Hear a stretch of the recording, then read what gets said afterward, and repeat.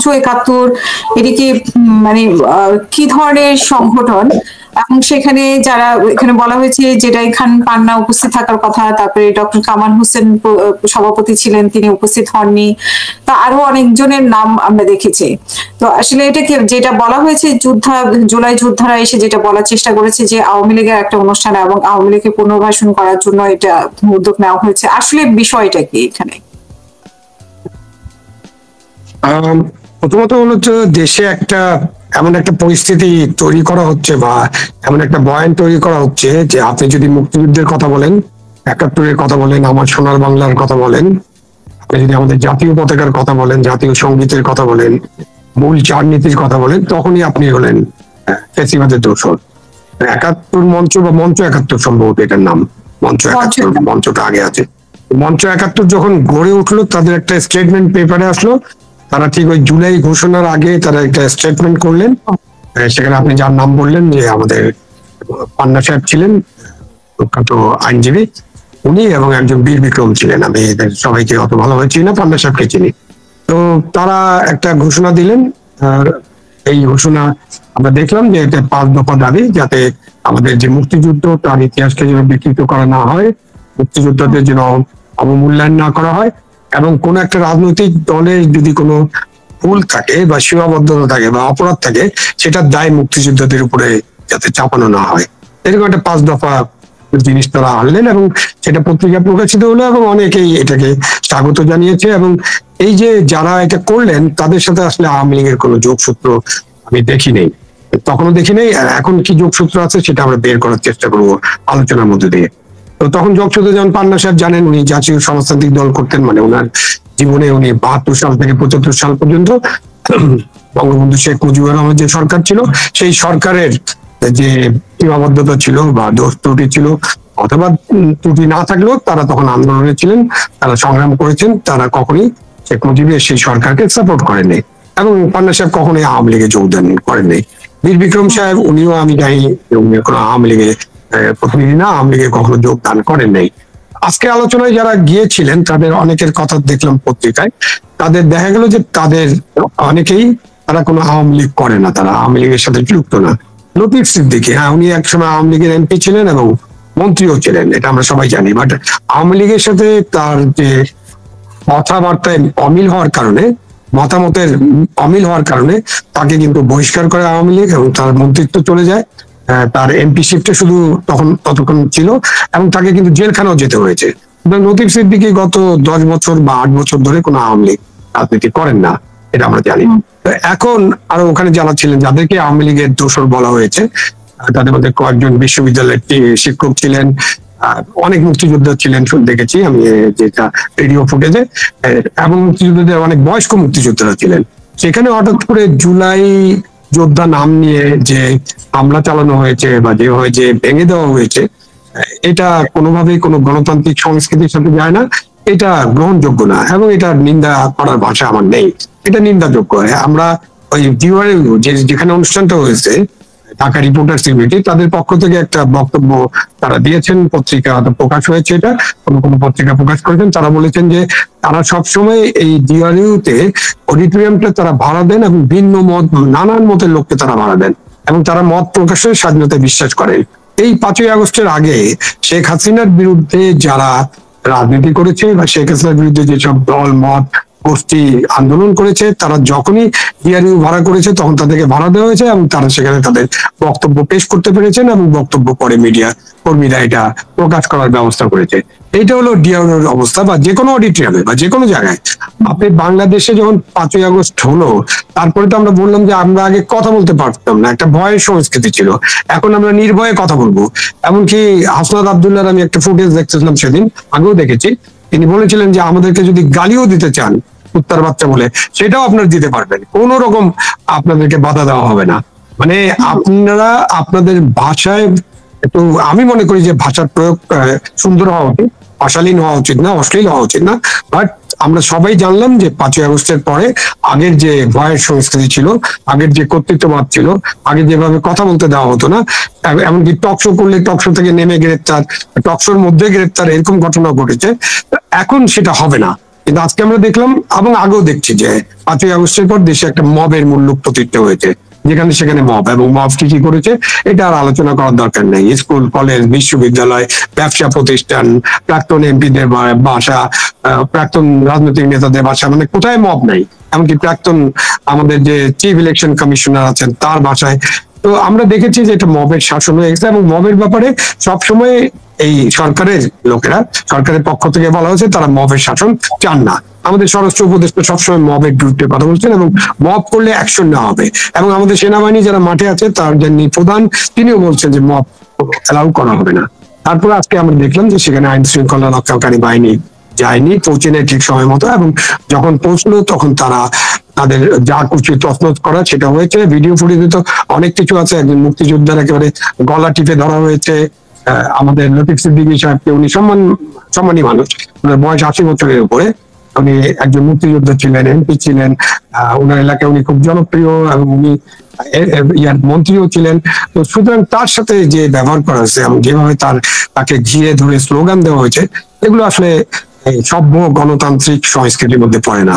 আমরা একটা উদারনৈতিক গণতান্ত্রিক রাষ্ট্রে বসবাস করতে চাই, এবং উদারনৈতিক গণতন্ত্র চাই বলেই তো এই আগস্ট অভ্যুত্থান হয়েছে বলে অভ্যুত্থানকারীরা, অভ্যুত্থানের নেতারা আমাদেরকে জানিয়েছিলেন। কিন্তু আজকে দুঃখের সাথে বলতে হয় আমরা সেটার কোনো প্রতিফলন দেখলাম না। মুক্তিযুদ্ধ, তারপর আওয়ামী লীগ, সংবিধান, আওয়ামী লীগ নাই, আওয়ামী লীগের কার্যক্রম নিষিদ্ধ করা হয়েছে, কিন্তু আওয়ামী লীগের কথা কেউ বলতে পারবে না, এটা তো আসলে নিষিদ্ধ করা হয়নি যে আওয়ামী লীগ প্রসঙ্গে কেউ আলোচনাও করতে পারবে না। তারপরে সংবিধান, এইগুলোকে মুক্তিযুদ্ধ, আওয়ামী লীগ, সংবিধান আর জুলাই যোদ্ধাদের মুখোমুখি করা হচ্ছে। এবং যেই ব্যবহারটা এই যে ছোট ছোট বাচ্চারা, ওরা আমাদের কাছে বাচ্চাই এখনো, যে বয়স্ক লোকদের সাথে যে ব্যবহারগুলো করছে, আপনি নিশ্চয়ই দেখেছেন যে অ্যাডভোকেট ফজলুর রহমানের বাসার সামনে কি ধরনের শব্দগুলো ব্যবহার করা হয়েছে, এবং আজকে কি ধরনের ব্যবহার হয়েছে সেগুলো টিভি পর্দার সামনেই আমরা দেখেছি। তো এগুলো আসলে আমাদেরকে ভয়ঙ্কর ভাবে কি বার্তা দিচ্ছে সেটা আপনার কাছে একটি বিষয়।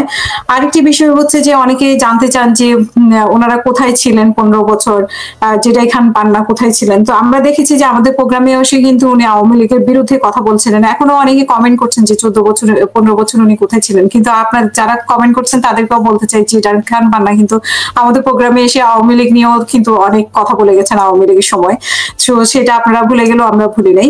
তো সেই বিষয়টা আপনার কাছে জানতে চাই, এবং আরো কিছু জানতে চাই যে এই যে রুমিন ফারহানাকে নিয়ে যে বিষয়গুলো হচ্ছে, ওনাকেও আওয়ামী লীগের দোষর বানিয়ে দেওয়া হচ্ছে, আসলে এরকম কি টার্গেট করে করে আওয়ামী লীগের দোষর, এবং যেই সোশ্যাল মিডিয়াতে যে প্রচারণা আমরা দেখি, একটা গোষ্ঠী বলবো যে টার্গেট করে করে প্রচারণা চালাচ্ছে, এটা আসলে কতটা ভয়ঙ্কর অবস্থার দিকে যাচ্ছে সেটা আপনার কাছে, অনেকগুলো বিষয় একসাথে হয়ে গেছে, ফজলুর রহমানের বিষয়টা, জেডাই খান পান্না এবং মুখোমুখি যে মুক্তিযোদ্ধা এবং জুলাই যোদ্ধা, আর এই যে এখন যেভাবে মব করা হচ্ছে, সেই বিষয়গুলো আপনার কাছে একটু শুনতে চাই, একটু ছোট ছোট করে। জি, এবারে যে টার্গেট করে করা হচ্ছে না এরকমটা বলার সুযোগ কম, কারণ ধরেন যে যাদের কথা আপনি বললেন, রুমিন ফারহান, লতিফ সিদ্দিকী অথবা ফজলুর রহমান সাহেব, এরা কিন্তু একটা নির্বাচনী এলাকার মানুষ, এবং তারা খুব পপুলার, জানা যায় তারা পপুলার, এবং তারা নির্বাচনে ভালো ফলাফল করবেন। তো তার নির্বাচনী এলাকায় তাদের যারা প্রতিদ্বন্দ্বী আছেন তাদের একটা টার্গেট থাকতে পারে। বাট ইন জেনারেল 5ই আগস্টের পরে ইন জেনারেল যেটা হয়েছে যে আপনি যদি মুক্তিযুদ্ধের কথা বলেন, আপনি যদি স্বাধীনতা যুদ্ধের কথা বলেন, আপনি যদি সংবিধান সংরক্ষণের কথা বলেন, আপনি যদি জাতীয় সঙ্গীতের কথা বলেন, আপনি যদি জাতীয় পতাকার কথা বলেন, আপনি যদি জাতির পিতার কথা বলেন, তখনই তাদেরকে দোষারোপ করা হচ্ছে এবং তাদেরকে ট্যাগিং করা হচ্ছে। যেটা আগে ট্যাগিং ছিল যে আপনি তাকে জামাত শিবির অথবা জঙ্গি এরকম ট্যাগিং করার একটা প্রবণতা আমরা আগে দেখেছি, আর এখন দেখছি যে তাদেরকে আওয়ামী লীগের দোষর ট্যাগিং করার, আওয়ামী লীগের কার্যক্রম নিষিদ্ধ করা হচ্ছে। তো আওয়ামী লীগের কর্মীরা বা আওয়ামী লীগের সমর্থকরা, আওয়ামী লীগের নেতারা প্রকাশ্যভাবে কোনো কার্যক্রম করবেন না, করলে তাদের বিরুদ্ধে হয়তো আইনগত ব্যবস্থা নেওয়ার সুযোগ আছে এবং সেটা তারা নেবেন। কিন্তু এই যে আমরা যখন আলোচনা করছি যদি আওয়ামী লীগ শব্দটা আসে, তাহলে সেজন্য কি আমার বিরুদ্ধে ব্যবস্থা নেওয়া হবে কিনা, এটা নেওয়া তো সম্ভব না। কারণ আপনি তো আলোচনা করবেন, তাহলে তো আপনি যখন আওয়ামী লীগ শব্দ বলেই তো আপনাকে বলতে হবে ফ্যাসিস্ট। আপনি যদি বলেন মাফিয়া, বলবেন যে মাফিয়া আওয়ামী লীগ, হ্যাঁ, তারপরে আপনি অন্য ক্রন্দন লীগ বা আফসোস লীগ, তো এইসব বলে তো আপনি মূলত আওয়ামী লীগের কথাই বলছেন। সুতরাং কথা বলতে তো আপনি কাউকে বিরত রাখতে পারবেন না, পক্ষে অথবা বিপক্ষে, নেতিবাচক অথবা ইতিবাচক। আর আপনি যেগুলো বললেন যে যেসব স্লোগান আমরা এখন শুনি, যেসব অশ্রাব্য, অশ্লীল এবং মানে ভাষায় প্রকাশ করা যায় না বা আমরা মুখে উচ্চারণ করতে পারি না, এসব স্লোগান দেওয়া হচ্ছে এবং কেন দেওয়া হচ্ছে, কিভাবে একটা জেনারেশনকে আমরা অশ্লীল স্লোগানের দিকে নিয়ে যাচ্ছি, সেটা একটা গবেষণার বিষয়। আমার মনে হয় আমাদের যারা শিক্ষক আছেন, যারা গবেষণা করবেন, তারা ভবিষ্যতে এটা গবেষণা করে দেখবেন যে কিভাবে একটা জেনারেশনকে নিয়ে যাওয়া হলো যে অশ্লীলতার দিকে। আপনি দেখেন যে আমাদের তো অনেক আন্দোলন হয়েছে, আমাদের স্বাধীনতা যুদ্ধ হয়েছে, তখন আমাদের স্লোগান গুলো কি ছিল? তোমার আমার ঠিকানা, পদ্মা মেঘনা যমুনা, রক্তের বন্যায় ভেসে যাবে অন্যায়, তাই না? আমার সোনার বাংলা, আমি তোমাকে ভালোবাসি। স্লোগান গুলো দেখেন। আবার যদি আমি শ্রমজীবী মানুষের কথা বলি, দুনিয়ার মজদুর এক হোক, হ্যাঁ, লড়াই করে স্বাধীনতা আনবো, পাশের লাঠি তৈরি করো, বাংলাদেশ স্বাধীন করো। আপনি প্রত্যেকটা স্লোগান নিয়ে আপনি গভীর আলোচনা করতে পারেন। এক একটা স্লোগান এক এক রকম ছিল, এক এক ভাবে মানুষকে অনুপ্রাণিত করেছে। আর সেখানে আমরা এখন যখন স্লোগান গুলো দেখি, আপনি যেটা বললেন, ফজলুর রহমান সাহেবের বাসার সামনে যারা বসেছিল, কয়েকজন ছিল মাত্র, তাদের মধ্যে একজন নারীও ছিলেন, একজন আমাদের মেয়ের বয়সী হতে পারে, তিনি স্লোগান দিচ্ছিলেন এবং তার সামনে যে পোস্টারটা লেখা ছিল খুবই অশ্লীল, অশ্রাব্য এবং এটা উচ্চারণও করা যায় না। আমরা এই শোতে নিশ্চয়ই এটা উচ্চারণও করতে পারবো না, আপনিও পারবেন না, কিন্তু তারা অবলীলা এটা উচ্চারণ করছে। এখন দেখতে হবে যে কেন। সেই মেয়েটাকে আমরা দেখলাম যে অবলীলা উচ্চারণ করছে। কি বলছিলেন? সেই মেয়েটাকে আমরা দেখলাম যে অবলীলা উচ্চারণ করছে, তার মানেটা কি? আমরা আমরা আমরা কি কোথায় চলে যাচ্ছি? আমরা এত বিলোতে চলে যাচ্ছি কেন, এবং চলে যাওয়ার কারণ কি? বা তাদেরকে এত বিলোতে কারা নিয়ে যাচ্ছে? কারা তাদের শিক্ষক বা গুরু? কারা তাদের মধ্যে এইসব আজগুবি চিন্তা ভাবনা ঢুকিয়ে দিচ্ছে? এটা নিশ্চয়ই আলাপ আলোচনা করতে হবে। শুধু আলাপ আলোচনা করেই তো শেষ হবে না, এটা একটা গবেষণার বিষয় হতে পারে। বাট সরকারের দায়িত্ব হলো যে এই ধরনের অশ্লীল রাজনৈতিক কর্মসূচি বা এই রাজনৈতিক স্লোগান থেকে এদেরকে বের করে আনা। এবং সরকার নিশ্চয়ই বলতে পারে, সরকার এবং রাজনৈতিক দলগুলো, তারা যেসব রাজনৈতিক দলের কর্মী হিসাবে দাবি করেন, এরা জুলাই যোদ্ধা নাম দেয় আর যে নাম দেয়, তারা কোনো না কোনো রাজনৈতিক দলের সাথে যুক্ত আছেন, কর্মী তারা। সুতরাং ওইসব দলের দায়িত্ব হচ্ছে যে তাদের কর্মীদেরকে স্বাধীনতার মধ্যে আনা। তো সেটা তারা নিশ্চয়ই, তাদের ব্যাপারে তো আমরা কোনো, এই যে ফজলুর রহমানের ব্যাপারে, মানে ফজলুর রহমানের বাসার সামনে যারা করেছেন বা আজকেও যারা হেনস্থা করেছেন, তো তাদের ব্যাপারে কিন্তু আমরা কোনো ব্যবস্থা নিতে দেখি না, বা তাদের ব্যাপারে কোনো মাথা ঘামানি আমরা দেখি না। কিন্তু রুমিন ফারহানা কি বললো, ফজলুর রহমান কি বললেন, সেটা নিয়ে কিন্তু আমরা দেখি তোড়জোড় শুরু হয়ে যায়। কিন্তু এই যে অসভ্য ব্যবহার, এগুলো নিয়ে কিন্তু আমরা তোড়জোড় হতে দেখছি না। সরকারের পক্ষ থেকেও কোনো বক্তব্য আসে না, বা এদের ব্যাপারে আইনগত কোনো ব্যবস্থা নেওয়া হয় না।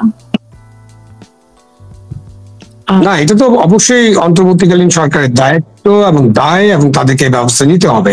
এবং তারা মাঝে মাঝে ব্যবস্থা নেওয়ার কথা বলেন, কিন্তু তা আমরা দেখছি না। আমরা মানে কথা শুনি কিন্তু কাজে কিছু দেখি না। এবং যে রাজনৈতিক দলের যারা সদস্য, তার সেই সব রাজনৈতিক দলকে অবশ্যই এইসব ব্যাপারে তাদের সাথে কথা বলতে হবে এবং তাদেরকে ফিরিয়ে আনতে হবে।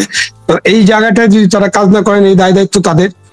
এবং এই যে আমরা সবকিছু যদি বিশৃঙ্খলার মধ্যে ঠেলে দেই, সামাজিক বিশৃঙ্খলা যদি সৃষ্টি হয়ে যায় দেশে, তাহলে তো আমাদের কারোই নিরাপত্তা, কারোই সুরক্ষা, কারোই কথা বলার স্বাধীনতা বা অন্য যাই কিছু, আপনার রাস্তায় পেরোনোর স্বাধীনতা, আপনার শিক্ষা প্রতিষ্ঠানে যাওয়ার স্বাধীনতা, কর্মের স্বাধীনতা, কিছুই তো থাকবে না। আমরা তো সেরকম একটা দেশ চাই না। আমরা চাই যে বাংলাদেশ একটা উদার, গণতান্ত্রিক, মানবিক বাংলাদেশ হোক। এবং সেটার জন্যই কিন্তু মানুষ রক্ত দিয়েছে। সেটা ৭১-এ রক্ত দিয়েছে, ৯০-তে দিয়েছে, ২৪-এও দিয়েছে, এবং রক্ত দিয়েই যাচ্ছে মানুষ। কিন্তু এই মানুষের রক্তর সাথে আমরা তো ন্যায় আচরণ করতে পারছি না। আমরা যে আচরণ করছি সেটা তাদের সাথে বিশ্বাসঘাতকতার পর্যায়ে পড়ে। আজকে জাতীয় নির্বাচনী রোডম্যাপ প্রকাশ করা হয়েছে, এবং আমরা জানি যে এনসিপি দাবি হচ্ছে যে সংবিধানকে বাদ দিতে হবে, সংবিধান বাদ দেওয়ার জন্য একটা গণপরিষদ নির্বাচনের দাবি। অন্যদিকে আমরা জামাত ইসলামের জানি যে পিআর পদ্ধতি নিয়ে তারা লড়াই করে যাচ্ছে। সেই পরিস্থিতিতে আসলে সরকার নির্বাচন দিতে পারবে কিনা রোডম্যাপ দিলেও? না, নির্বাচন সম্পর্কে তো অনেক যদি কিন্তু এসব ছিল, এবং এখনো যে নাই সেটা বলা যাবে না। ডক্টর ইউনূস সাহেব গত ৫ই আগস্ট একটা পরিষ্কার স্ট্যান্ড নিয়েছেন। ওটা তার ব্যক্তিগত স্ট্যান্ড অথবা উপদেষ্টা পরিষদের স্ট্যান্ড হিসেবে আপনি দেখতে পারেন, যে দেশে একটা নির্বাচন হবে ফেব্রুয়ারির প্রথমার্ধে, রমজানের আগে, যেটা ডিসেম্বরে করার জন্য সবচেয়ে বড় দল এখন যেটা বাংলাদেশে, বিএনপির পক্ষ থেকে বেশ দাবি ছিল, চাপ ছিল, এবং বিএনপিও এটা মেনে নিয়েছে। এবং উনি ঘোষণায় বলেছিলেন, রাষ্ট্রীয় ভাষণে বলেছিলেন যে পরের দিন তার অফিস থেকে নির্বাচন কমিশনকে রিকোয়েস্ট করা হবে। এবং আমরা দেখেছি যে নির্বাচন কমিশনের কাছে একটা রিকোয়েস্ট করা হয়েছে। তার ধারাবাহিকতা আজকে নির্বাচন কমিশন একটা রোড ম্যাপ দিয়েছেন কবে তারা কি করবেন, এবং সেখানে ভোটার তালিকা কবে ফাইনাল হবে, সেখানে কেন্দ্রগুলো কবে ফাইনাল হবে, আপনার যারা নির্বাচন পর্যবেক্ষণ করবেন তাদের বিষয়গুলো কখন ফাইনাল হবে, আপনার অন্যান্য ইস্যু নির্বাচনের এলাকা কবে সুনির্দিষ্টভাবে ফাইনাল করা হবে, এবং কবে নাগাদ ডিসেম্বরের প্রথমার্ধে আপনি নির্বাচন শিডিউল ঘোষণা করা হবে। তো এই ম্যাপটা, রোড ম্যাপটা আমরা পেয়েছি, বাট নির্বাচনের শিডিউল ঘোষণা না করা পর্যন্ত তার নির্বাচন কবে হচ্ছে এটা আমরা জানি না। এবং এর মাঝখানে যে আপনি যেটা বললেন, এনসিপি বলেছেন তারা এই সংবিধান সংশোধন না হলে বা ওই যে সনদ হবে সেটাকে যদি সংবিধানের উপরে না দেওয়া হয়, সেটা যদি আইনগত ভিত্তি না দেওয়া হয় এবং পিআর যদি না হয়, তাহলে তারা নির্বাচনে যাবেন না। জামাতে ইসলামও সে ধরনের কথা বলেন, ইসলামী দলগুলো সে ধরনের কথা বলেন। এখন দেখেন দেশে তো আওয়ামী লীগ নিষিদ্ধ, আওয়ামী লীগের যদি নির্বাচনে অংশগ্রহণ করার সুযোগ নেই, সুযোগ না থাকে, তাহলে তো আওয়ামী লীগ নাই। এরপরে বিএনপি আছে এবং এই দেশের এই যে 3-4টা বড় দল আছে, তারাও যদি নির্বাচনে না থাকেন তাহলে কেমন নির্বাচন হবে?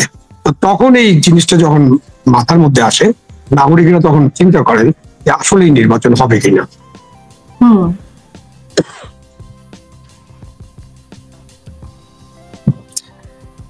জি, হ্যাঁ হ্যাঁ, কিছু আছে না না কিছু শোনা নেই, মানে এটাই আর কি। গণপরিষদ যেহেতু সংবিধান, ওরা আসলে সংবিধান না, সংবিধান বাদে না, গণপরিষদ তো আমাদের, এটা তো প্রধান নির্বাচন কমিশনার বলেছেন যে আমাদেরকে যে সরকার থেকে যে রিকোয়েস্ট লেটার পাঠানো হয়েছে সেখানে একটা পার্লামেন্ট নির্বাচনের কথা বলা হয়েছে। তারা গণপরিষদ নির্বাচন তো করছেন না, এবং পিআর পদ্ধতিতে তারা নির্বাচনে এই রোড ম্যাপ ঘোষণা করেন নাই। সুতরাং ওই যে পিআর এবং গণপরিষদ, সংবিধান সংশোধন, এগুলো নির্বাচন কমিশনের মাথায় নাই এখন, মানে ওনারা এটা নেন নেই মাথায়। তারা তাদের মতো করে পার্লামেন্ট নির্বাচনের জন্য যে রোড ম্যাপ সেটা ঘোষণা করেছেন, এবং এই রোড ম্যাপ নিয়ে কেউ কেউ সন্তুষ্ট, কেউ কেউ আবার অসন্তুষ্ট হতে পারেন। আমরা দেখি রোড ম্যাপের পরে তো আসলে আসল কাজ তো নির্বাচনের শিডিউল ঘোষণা করা এবং একটা ভালো নির্বাচন করা, সেগুলোই তো আসল কাজ। সেগুলো বড় চ্যালেঞ্জ। সেই চ্যালেঞ্জ গুলো মোকাবিলা করার জন্য, সেই চ্যালেঞ্জ গুলো উত্তরণের জন্য তো আপনার অনেক কাজ আছে। আপনার দেশের আইন শৃঙ্খলা পরিস্থিতির যথেষ্ট পরিমাণ উন্নতি করতে হবে, আমাদের দেশের রাজনৈতিক দলগুলোকে ঐক্যমত্যে পৌঁছতে হবে যে তারা নির্বাচনের সময় তারা সরকারকে এবং নির্বাচন কমিশনকে সহায়তা করবেন। আমাদের সরকারকে সিদ্ধান্ত নিতে হবে যে তারা একটা ভালো নির্বাচন চান এবং সবার জন্য লেভেল প্লেইং ফিল্ড নিশ্চিত করবেন।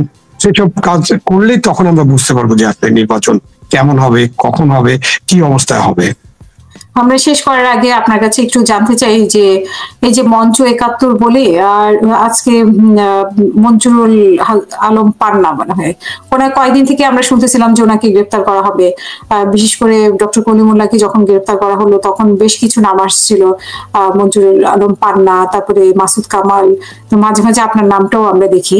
তো এরকম তালিকা করার কিনা যে বাংলাদেশে যারা সরকারের বিপক্ষে কথা বলবে, মানে সরকারের বিপক্ষে কথা বলার যারা একটু বিপক্ষে যায় আর কি, তাদের ব্যাপারে একদম টার্গেট করা। তো এই ব্যাপারে আপনার কাছে একটু শুনতে চাই, এবং মঞ্চ 71 যে ঘটনাটা ঘটে গেল সেটা নিয়ে আপনার সংক্ষেপে যদি একটু বলেন যে আসলে এটা আমাদের কি ধরনের বার্তা দিচ্ছে, এই যে টার্গেট করে নামগুলো। এবং মঞ্চ 71 যে যা করা হয়েছে তাদের একটা আলোচনা বা গোল টেবিল বইটা বন্ধুল করার জন্য, সেটা কোনোভাবেই গ্রহণযোগ্য না এবং নিন্দনীয়, এবং এখানে সরকারকে দায় নিতে হবে এবং এই ব্যাপারে সরকারকে বিচারিক ব্যবস্থায় যেতে হবে, তদন্ত করতে হবে এবং বিচার করতে হবে।